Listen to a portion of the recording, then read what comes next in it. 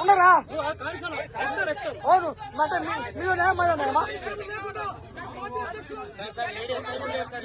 Ladies ఒక్కసారి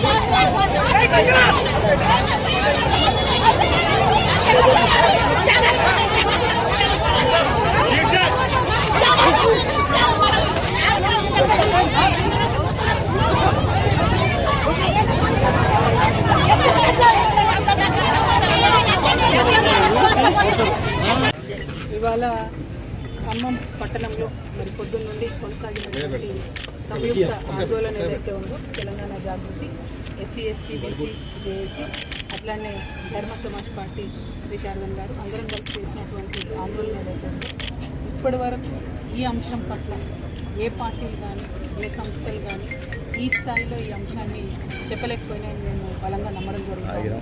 ప్రత్యేకించి ఆ ప్రజల యొక్క సమస్యలను వాళ్ళ ఆకాంక్షలను రాష్ట్ర స్థాయిలో వినిపించగలిగినామని మేము బలంగా నమ్ముతున్నాం. ఈ అంశాన్ని వదిలిపెట్టేది లేదు.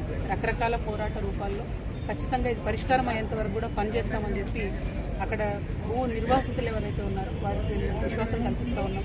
ప్రధానంగా చెప్పేది ఒకటే, ఎక్కడైతే వాళ్ళ ఇల్లు పగలగొట్టారో, ఎక్కడైతే వాళ్ళ ఇల్లు కూలగొట్టారో అక్కడే మళ్ళీ వాళ్ళకు పట్టా ఇవ్వాలి, ఇల్లు ఇవ్వాలి.